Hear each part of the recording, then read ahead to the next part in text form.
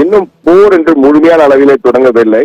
ஆனால் தற்போதைய நிலையில் பார்த்திருந்தால் கடந்த நேற்று இரவு மிகப்பெரிய ஒரு எஸ்கலேஷனை அதிகரித்திருக்கு. அதாவது அதிகரிப்பு, அதாவது பதற்றத்தை மேலும் அடுத்த கட்டத்திற்கு கொண்டு சென்றிருக்க என்றுதான் கூற வேண்டும்.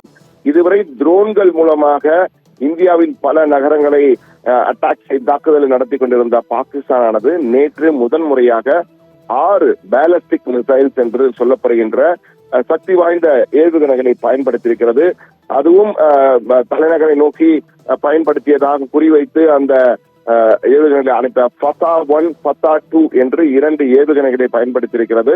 அந்த ஏவுகணைகளை டெல்லியை நோக்கி அனுப்பியதாக, தலைநகர் டெல்லியை நோக்கி அனுப்பியதாக குறிவைத்து வீசியதாக தகவல்கள் வந்து கொண்டிருக்கின்றன. ஆனால் இதை உறுதிப்படுத்தப்பட தகவல்கள். ஆனால் இந்த ஏவுகணைகளை, இந்த பேலஸ்டிக் மிசைல்ஸ் என்ற பேலஸ்டிக் ஏவுகணைகளை ஹரியானாவில் உள்ள சிர்சா விமானப்படை தளத்திலிருந்து நாம் அந்த ஏவுகணைகளை வழிமறைத்து இடைமறித்து அங்கேயே தாக்கி அழித்து விட்டோம் என்ற தகவல் உறுதி செய்யப்பட்டிருக்கிறது.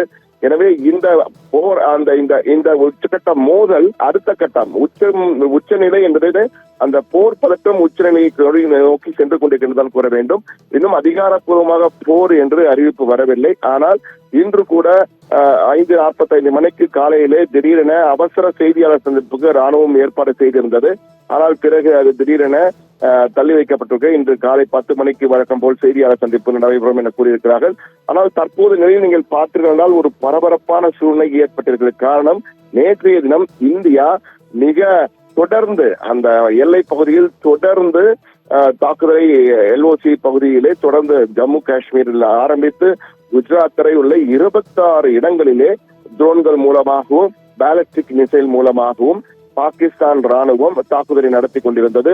முன் எப்போதும் இல்லாத அளவுக்கு அந்த தாக்குதல் இருந்தது என்றுதான் கூற வேண்டும். குறிப்பாக ஸ்ரீநகரில் கூட வெடிசத்தம், ஸ்ரீநகரில் இதுவரை அவர்கள் பெரிய தாக்காமல் தான் ஜம்முவை தான் தாக்கி வந்தார்கள். தற்போது ஸ்ரீநகரிலே குண்டு சத்தம் கேட்டதாக கூறப்படுகிறது, வெடிச்சத்தம் கேட்டதாக கூறப்படுகிறது. அதே போல அவந்திபுரா பகுதியிலும் ஒரு ஏர்பேஸ் இருக்கிறது நமக்கு, அங்கேயும் தாக்குதல் நடத்த முயற்சித்திருக்கிறார்கள். ஆனால் இவை அனைத்துமே தடுத்து நிறுத்தப்பட்டு விட்டன என்ற தகவல் வந்திருக்கிறது. அதாவது நடுவானிலேயே இடைமறித்து அந்த ட்ரோன்கள் மற்றும் ஏவுகணைகளை இடைமறித்து நாம் அழித்து விட்டதாக, இந்திய ராணுவம் அழித்து விட்டதாக தகவல் வந்திருக்கிறது. ஆனால் இந்திய ராணுவம் பதிலடியை மிக மிக பலமாக இரட்டை அடியாக கொடுத்திருக்கின்றன. பாகிஸ்தானின் 3 விமானப்படை தளங்கள் மீது இந்தியா அதிரடியாக தாக்குதல் நடத்தியிருக்கிறது. குறிப்பாக இஸ்கான் விமானப்படை தளம், இது மிக முக்கியமான விமானப்படை தளம். அந்நாட்டின் மிக முக்கியமான விஐபிகள்